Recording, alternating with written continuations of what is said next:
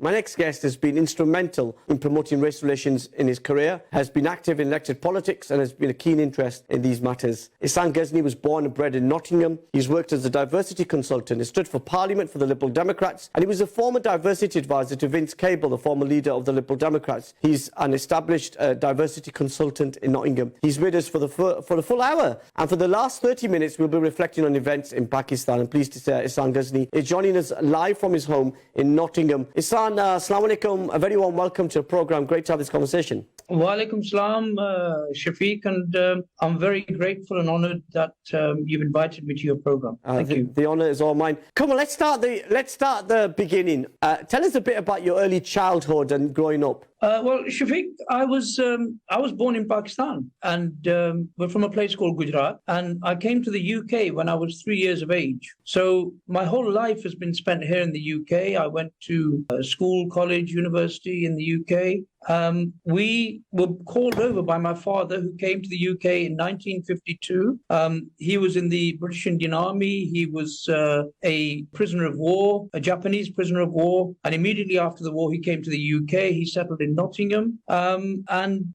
So that's basically where I've been all my life, in Nottingham, and lived here and studied here. And all my political activism and community work and everything that I have is based in Nottingham, really. That's really important. Where did the interest in politics come from? Well, basically, my father was a bit of a social worker. So if you've probably heard from other early settlers back in the 50s and 60s, when my father was one of the earliest Muslim Pakistani settlers in Nottingham. There were a few people, but he was one of the early ones. So when he came to Nottingham, there were people arriving all the time, but they couldn't speak English. But because of my father's involvement in the army and because of his time as a Japanese prisoner of war, he was a little bit more sort of savvy, and he could speak English, he could read and write. So he was available for all the new incoming people. He'd take them to hospital, doctor's appointments, if they had police problems, wherever there was an issue, he was there to help and guide them. So a lot of that, in a sense, was what I used to hear about as I was growing up. He died when I was aged 10, but, he did manage to have an influence on me. So that did help. My mother was a very strong figure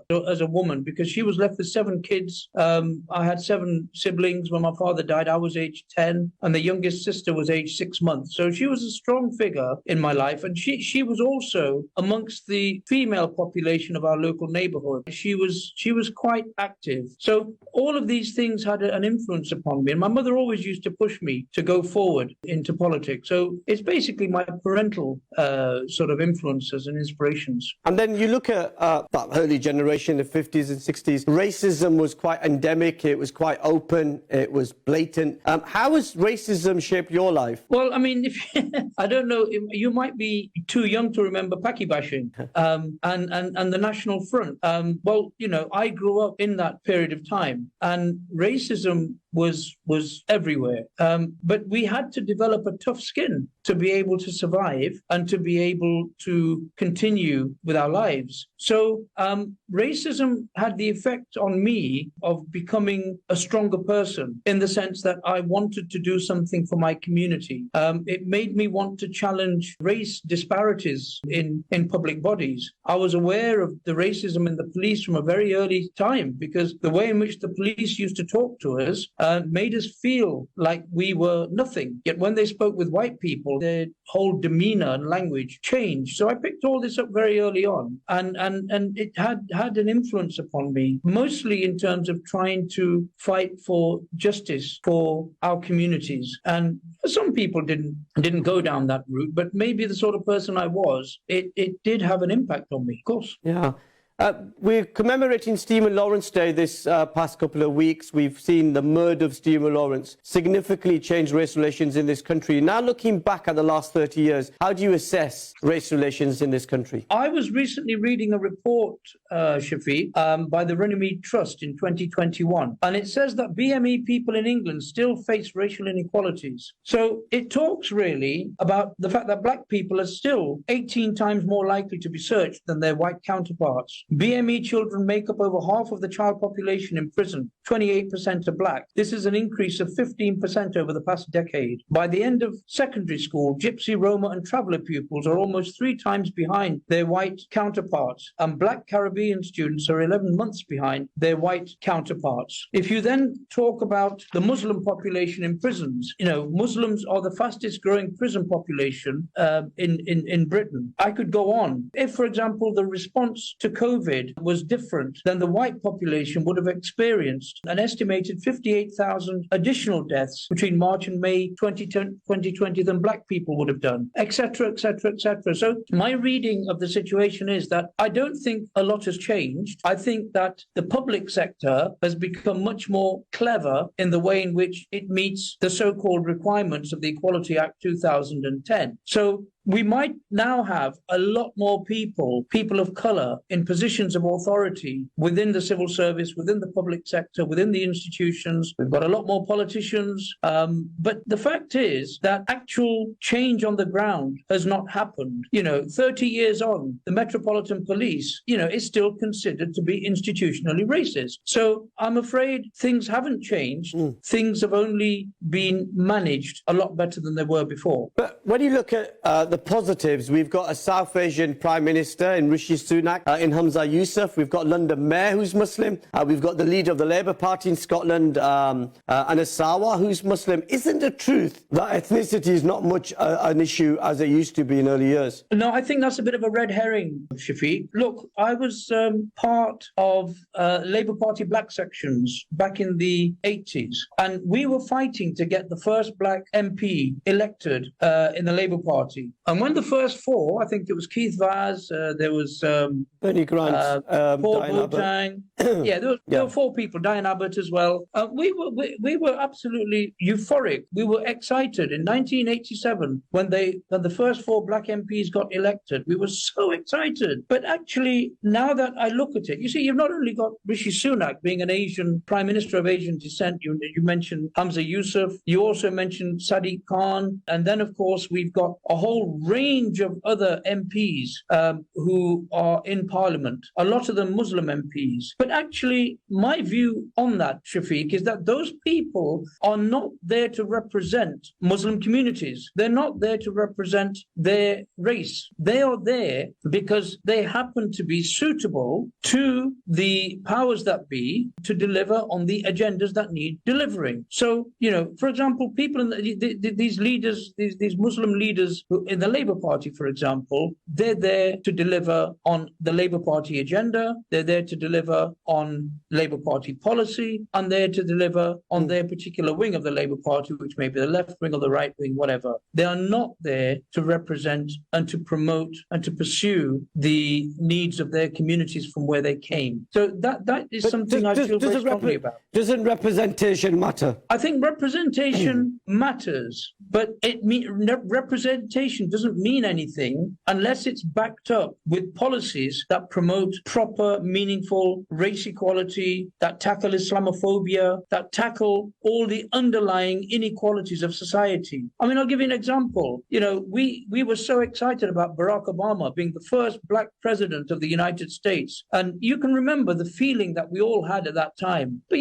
at the same time, in Pakistan, in the border areas, drone strikes went up and more people were killed. And the number of deaths went up in Afghanistan because the American establishment decided on the surge that they wanted to have more troops going in, and more people were killed, more civilians were killed. So representation is meaningless. It's a hollow cry unless it's backed up by genuine policy decisions geared towards meeting the disparities in race and religion and faith, etc. Ihsan, before the break, you were setting out your thoughts on the progress in terms of in politics for ethnic minority communities. You've served as Vince Cable's diversity advisor. You were the party's diversity lead. How do you assess your time in that particular party and progress in terms of ethnic diversity? I think my time at headquarters as the National Diversity Advisor was important in many respects because we were trying to change the culture of the party. However, I do feel that we did fall short. And the reason why we fell short was because there were real headwinds within the party that were resistant to change. You see, having a race equality advisor or having a race equality agenda it's quite good to have as a badge of honor in a political party. But when you have to actually deliver on the ground, there are other people who sometimes are not interested in that agenda. So the senior leadership may have been interested, but there are people inside the party. So, for example, I felt that at that time, the party was more interested in women's representation and LGBT representation. And race was something which was nice to have, but actually not really something we're going to be bothering with right now. We didn't have that many seats at the time to be able to offer people with a race perspective in mind. So that was difficult. But, there were winnable seats, absolutely major winnable seats, which should have been sort of given, not given, but people should have been allowed to contest those seats and take on those campaigns. But I'm afraid that never happened. So nowhere, to my knowledge, was a proper, true winnable seat given to a BME candidate during any elections at all. So I was a bit disappointed when I left that role. But I think, we did as much as we could. We tried to change the culture. We fought as hard as we could.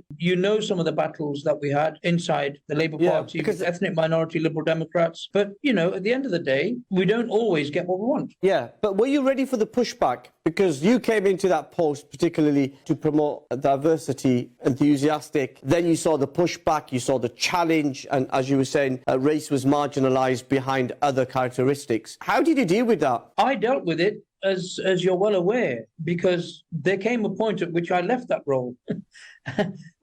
I left that role and then I became head of EMLD because I felt that I'd done as much as I could. I could have continued in that role and played all the games that people play, office politics, and I could have said, well, my aim is to become a director and then to become chief of staff and play and start climbing the greasy pole. But I was very disappointed with the fact that race equality was not given the due importance it should have been. And if you recall, I left that role and I became an ordinary member and immediately took up the role of ethnic minority Liberal Democrats because that's where my heart lay. That's what we tried to do. We then took up the battle as an ordinary member as opposed to being a diversity advisor, because as a diversity advisor, my role was diluted. Controlled? No, I wouldn't say it was controlled. What I would say is that certain decisions which I wanted were not picked up in the way that I would like those decisions to have been picked up. So there's no control, but, whenever the system wanted to listen to me, the system would listen to me. Yeah. And when the system didn't want to listen to me, they didn't listen to me. When you look back, and then many years later, you joined Vince Cable's team, you became his special advisor on diversity. How do you assess that period? Because well, again, Lib Dems were in opposition, you had lost a lot of they had lost a lot of MPs, and Vince Cable was the new leader, and he brought you in. Yeah, you see, Vince and I worked very closely together, and he was really supportive of the work that I was doing. I mean, out of all the people in the Lib Dems, I think Vince, his heart was truly in it. He saw what I was trying to do and he valued it. And that's why, he decided that he was going to support me in setting up the diversity engagement group, and he would chair it. Now, him chairing it gave that group a lot of gravitas, and it meant that we could get, our thoughts across into party policy much more quickly. When the diversity engagement group was taken over by, if you remember, Sal Brinton, who then went on to become the party president, again, that's the point at which I left that role within the organisation. I became a member fighting for race equality within the Lib Dems. At that point, Vince then kept in touch with me and kept wanting to know what he could do to help. So if you recall some of the motions that were put to conference, there was a big, heavy hand of Vince behind all of that, ensuring that some of those motions promotions, got to conference. And then, of course, when Vince became leader, he then came back to me and wanted me to be his special advisor on diversity with an emphasis on race equality. And so then I came back again a second time. Yeah.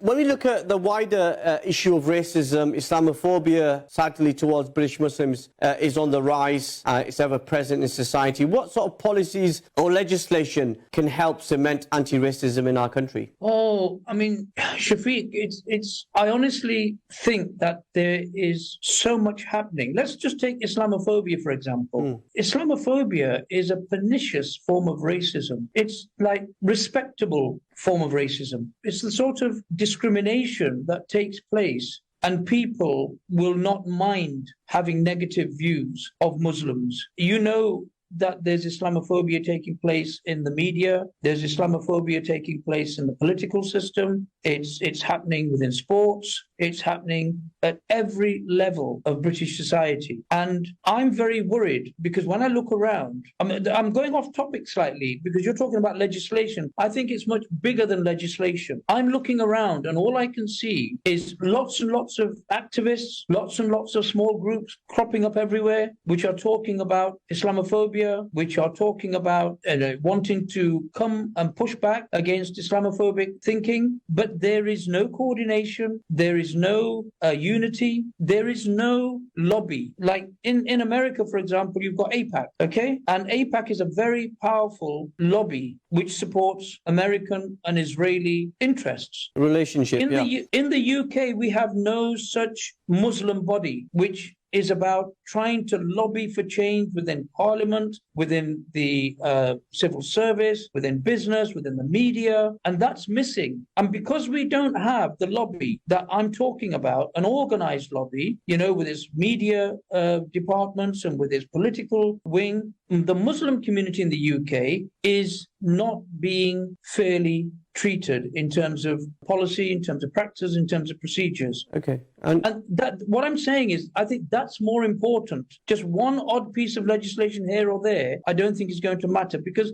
it's that setting up of the lobby which is then going to make sure that there is an agenda to fight Islamophobia, and they'll make sure that it happens. Yeah, I'm just very quickly, because we've got a break coming up. Tell us a bit about the work that you're doing in Nottingham at the moment. I think you're aware that in 2015 I had a stroke. Yeah. And since then, I took my foot off the pedal a little bit. So I'm not involved in mainstream politics anymore. I've taken a break from my consultancy as well. And I basically, my activity at the moment is mostly around providing mentoring support to a number of young people and people involved in politics in Nottingham. So I'm trying to give something back through mentoring, because I think that's very, very important. That's really what, and also, of course, I'm involved in PTI, Pakistan Tehreek-e-Insaf. How do you assess Imran Khan's nearly 3 years as Prime Minister of Pakistan?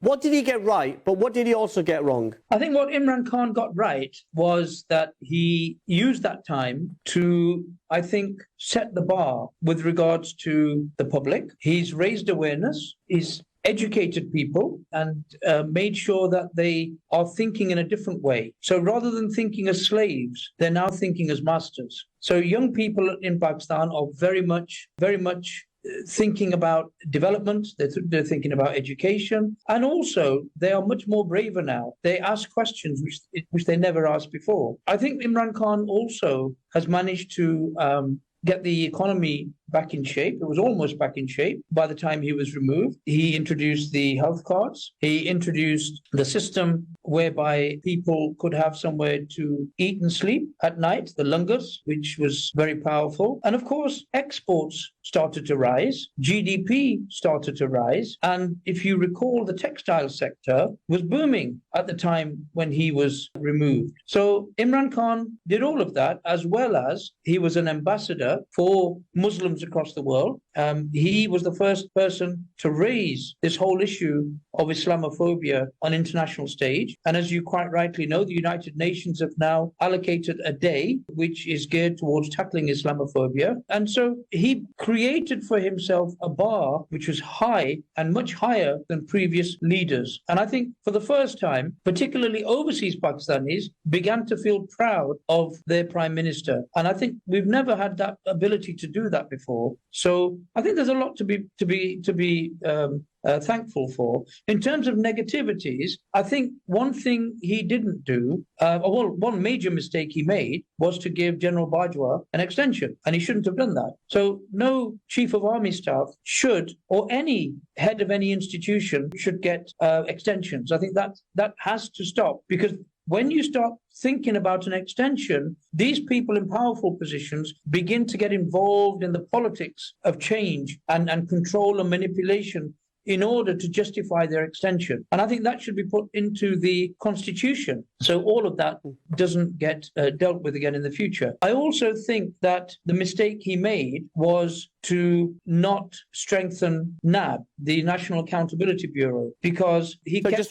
Just for our viewers' sake, this is accountability, holding politicians, public figures to account on corruption allegations. Absolutely. Yeah. He kept well away from the National Accountability Bureau because he didn't want to influence it. Actually, all the time, it was being influenced by the establishment, and the judiciary was being influenced by the establishment. So this Imran Khan that we see now is much more sharper, is more aware, he's wiser, because before, during those 3 years, there was a lot of naivety in the way in which he conducted governance. Okay, so absolutely. Yeah, and he was deposed in that historic vote of confidence, becoming the first prime minister that was voted out of office in the National Assembly. At that point, when he left as prime minister, his party took a decision to resign from the National Assembly. Looking back in hindsight, as everything that's happened over the last 12 months, was that also a wrong decision?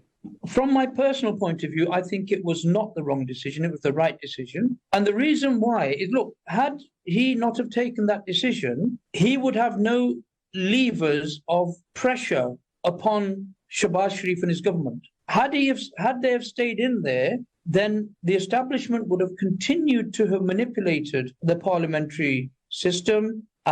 Elections would not have taken place, which they're not taking place right now either. But Imran Khan had to create a level of pressure to force Shahbaz Sharif and the PDM into a situation whereby they have to accept the pressure for elections. Now, had they stayed in Parliament, I think that pressure would not be possible, because right now it's very clear, it's very obvious that this is a weak minority government that doesn't even have an opposition. And that fact is not lost on people in Pakistan. Since that time, because of the narrative and the issues that he raised and the way in which he pushed back, his ratings have gone through the roof.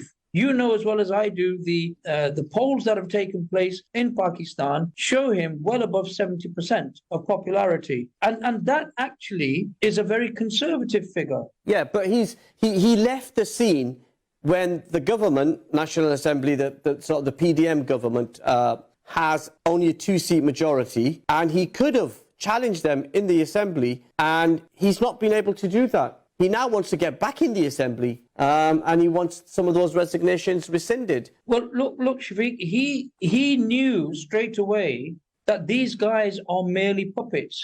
These people, Shahbaz Sharif and the whole PDM crowd, they are not their own masters. They're not their own bosses. The real game was being played behind the scenes by the military establishment. Which is something which the military would disagree with and said that they're apolitical and don't have any involvement in those party politics. Of course, but General Bajwa is widely now recognized in Pakistan, even amongst all the political commentators, the journalists, everybody is openly talking about his role in Operation Regime Change. So he knew that even if they were in there, with the amount of money that was used in Sindh House in Islamabad for the horse trading and bartering and to buy off these so-called lote, that him staying in there wouldn't have made a difference. Well, he could have performed accountability in the national parliament. you've got a leader of the opposition. Can you imagine a leader of opposition in this country agreeing with the government of Shehbaz Sharif at every turn? And that PTI's narrative is missing from the National Assembly. But that's exactly the farce that he wanted to expose by leaving the Assembly. By leaving the Assembly and saying, I'm not prepared to sit with these people because they are jaws, they are this, they are that, they're corrupt. And the whole system has been brought about. The only reason I'm confident, the only reason why Imran Khan actually walked out there peacefully was because it was a decision made by the Supreme Court and the Chief Justice. His narrative has always been about respect for law, respect for law and order, and respect for the Supreme Court and the Chief Justice. He couldn't do anything other than do that to accept defeat at that point. But he had to expose the farcical nature of what happened. Okay, and we've just got a couple of minutes before we go to our break, and I just wanted to ask you, as you reflected on Imran Khan's time as Prime Minister, how do you assess the last 12 months of Prime Minister Shehbaz Sharif in government and his coalition partners? Well, Shafiq, these people, as I said to you before, they are puppets. They're not their own bosses. Nothing they do is controlled by them. And so, if you look, number one, they don't have public acceptability. They have no legitimacy. They've not been voted into those positions. Well, they have. They've been voted in the National Assembly vote, which Imran Khan decided to desert. So they've now got the freedom to do whatever they want. They can pass whatever policy because your party is not even in the room. Yeah, so they're not in the room, as I said, because he had a strategy to expose these individuals, and he's carrying out that strategy. As a result of that strategy, I think the Pakistani public have now woken up, and he's probably got 75 to 80% of the public behind him. And leaving the assembly and making that narrative was part of that plan, which I think worked personally. But in terms of what they've done over the last year, they've tanked the economy. So the economy is in ruins. They've ruined the relationship between Pakistan and its traditional ally, China, who is very, very wary now of the fact that this government is apparently, supposedly, allegedly controlled from Washington. Okay. And so this has caused great problems in that regard. In geopolitics as well. Now, there's been a serious conflict, and we do really want to talk about the rest of the time about overseas Pakistanis and your involvement in that. But let's just briefly look at this breakdown. There's a serious conflict between the executive, the government of Shehbaz Sharif, who are refusing to have elections in Punjab, and the judiciary. What do you make of this standoff between these institutions? Basically, what's happening is that the parliament headed by Shehbaz Sharif, the minority parliament, they are worried to death about the elections. They don't want the elections. They know that once the elections take place in Punjab and Northwest Frontier Province it covers about 67 to 70% of the population of Pakistan. So once those elections are held, and if Imran Khan gets 75% in both of those two provinces, then basically all the provincial seats, 75% will be with PTI, but then also the National Assembly seats for the elections when they take place will also go to PTI. Plus, they will have control over all the organs of the province. So the police, the local electoral staff members, etc., etc., etc. The resources will be there. What they're worried about is that they will be completely annihilated, and then there'll be a speedy movement towards a general election. Once that happens, then Imran Khan will come back to them and start holding them accountable. So basically, they're holding on to the tiger's tail and don't want to let go because the tiger will eat them. Yeah, and what's your prediction in terms of the Supreme Court? Do you think the Supreme Court will make a judgment in favour of these elections happening? I think so. Yeah. My feeling is that the Justice Bandial will make a strong recommendation. He'll give a court ruling that elections will. He's already given the ruling, so the ruling is there that on May the 14th the elections will have to take place. What we've got to think about is whether there will be a contempt of court. And if there's contempt of court, then a whole load of people will be disqualified and removed from office. And in some instances, Article 6 will be implemented. That's what they don't want. And what they're doing at the moment, they're playing brinkmanship, and they're trying to cut it right down to the wire. What's happening is, on one side, you've got the parliamentary group, and then you've got the establishment all fighting behind the scenes to resist the judicial order from the Chief Justice. What I think is going to happen, and that's just a personal view, I think what will happen is that they will resist the elections, hoping that the Chief Justice will buckle. The Chief Justice will not, elections will not take place, and the Chief Justice will not buckle. What will then happen is, essentially, in Pakistan, it becomes a banana republic. There is no rule of law. All the institutions and the security services have no constitution, because they breached the constitution, to rely on. At that point, it all depends upon whether Imran Khan, who's said that PTI and the general public are going to be called out onto the streets.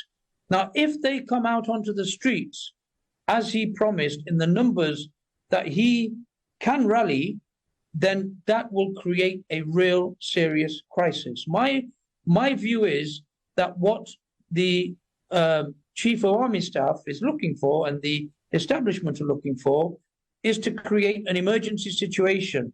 If they create an emergency situation, Shahbaz Sharif and his government can pack up and go home, get on their flights and come to Europe or wherever they go to, and sit it out in the safety of another country. And then Pakistan will come under military emergency rule. Now, if that happens, then, as under General Zia, elections didn't take place for another 11 years. And then, if you recall what happened under General Pervez Musharraf, elections never took place for many years.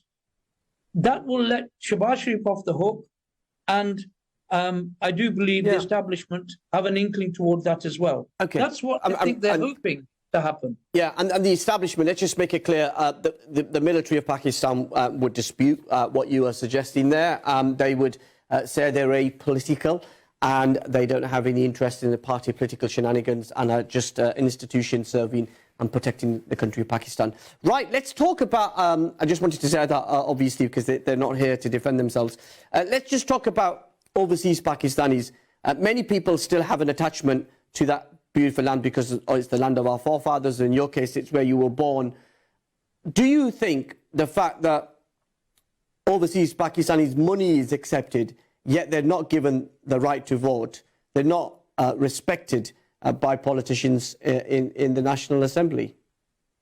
Absolutely. I mean, one of the reasons for me getting involved with Imran Khan and in supporting Imran Khan was because of his strong support for overseas Pakistanis. Overseas Pakistanis literally keep the government and the economy afloat in Pakistan through the massive remittances that they send. They invest in Pakistan. Overseas Pakistanis visit Pakistan and spend hard money in Pakistan. So we in this country and in America and the 10 million overseas Pakistanis who live across the world, they contribute massively to the Pakistani economy. Now, the fact is that the majority of those support Imran Khan. I would probably argue 90%, 95% of overseas Pakistanis, if you talk to them, they will tell you that they will support PTI and Imran Khan. That's the reason why the present regime in Pakistan are not interested in giving overseas Pakistanis the vote. So Imran Khan and PTI want to give them the vote, and I think that's a very important point. But just coming back onto the issue of overseas Pakistanis, look, one of the reasons, and the main reason why I got involved, was because I felt that overseas Pakistanis are not engaged enough in what's happening in Pakistan. Because Pakistan is very important for us. We all have got family there. all our families have got some form of investment in Pakistan. All of us travel to Pakistan. We go to Pakistan. We want our children to go to Pakistan. We speak the same language, culturally, historically, ancestrally. We are Pakistani, regardless of having lived in this country all our lives. So overseas Pakistanis need to get more involved in what's happening in order to make sure that the environment in Pakistan and the country in Pakistan is safe for people to go back to. And if we want our children to at least maintain a level of cultural uniformity with the past, they have to have that link with Pakistan. Yeah, they're going to have that link. And having that respect, and lots of people that go from here, I mean, the visa now, you've got the NICOM card, and that's a lot easier. You don't have to go and get a visa, and people being humiliated. But there is a lot of services that are promised for overseas Pakistanis. We didn't see them. If Imran Khan comes back and PTI are in government, what things do they need to introduce to make life easier for overseas Pakistanis? Well, it's strange you should raise that, because Imran Khan has recently given an indication into his thinking around what's the most urgent priority for him if and when he gets back into government. And he has said openly that the main priority for him is to open up the channels of investment in Pakistan. And he went on to say that overseas Pakistanis have got to be given special rights. I mean, the right to vote is a basic right. It's a human right, as far as he's concerned. For all of those people who hold NICOP cards, which is dual nationality, they should be allowed to vote. But on top of that, he wants Pakistanis to invest in Pakistan, and he wants to set up new incentives, particularly for overseas Pakistanis, because he knows that one of the quickest ways of removing this deficit and introducing overseas dollars and pounds back into the Pakistani economy is to get overseas Pakistanis to start engaging with Pakistan again. Because as you know, the remittances have fallen now. So his priority is overseas Pakistanis. And what he wants to do is he wants to have special banking systems for overseas Pakistanis, special incentives for overseas Pakistanis for investment and settling in Pakistan. When they buy property, there needs to be guarantees that the properties they buy will be dealt with through a separate system, which means that they won't be gazumped and land won't be occupied. He wants a special system of courts for overseas Pakistanis, everything to make overseas Pakistanis feel very confident inside Pakistan. And he's placed that as a priority. If you recall, when he was in power, he set up the complaints portal. And that worked really, really well, whilst he was in power. I mean, obviously it's gone to the dogs now, but at that time, it was very, very successful. He also introduced courts for overseas Pakistani land issues and special departments that dealt with land grabbing and property that was overtaken by the land mafia. So these are the sort of things which he will introduce when he gets back into power. We're coming towards the end of the programme. We've just got two very quick questions, if you can give me some brief answers. How do you see the future of Pakistan in light of what's happening at the moment? At the moment, Pakistan is at a crossroads at the moment. And I honestly believe that it's down to the Pakistani public now. Forget about the establishment, forget about the political system, the courts and anything. It's the Pakistani public. If they come out onto the streets, I think Pakistan can be saved. If it's saved, Pakistan has got a wonderful future. The reason is it's got a geopolitical location which is very powerful. It's got a very strong, healthy population of 230, 240 million, of which there is a big segment of that which is a young population, a vibrant population. It's got, good geographical locations for tourism, and it's got lots of natural resources. Pakistan is going places if the public come out. If they don't, then I'm afraid what I can see is that Pakistan will descend into becoming a greater banana republic, Okay. where the rule of the jungle will apply. Okay. One word answer to this final question to you, sir. Do you think Imran Khan will win the next election whenever that comes? Absolutely, hands down. There's no way that you can remove that right from Imran Khan. Saji, we ran out of time. Issan Ghazni, thank you so much for joining us tonight and being my special guest. I wish you well and much love to the family. That was Issan Ghazni. He was joining us live from his home in Nottingham.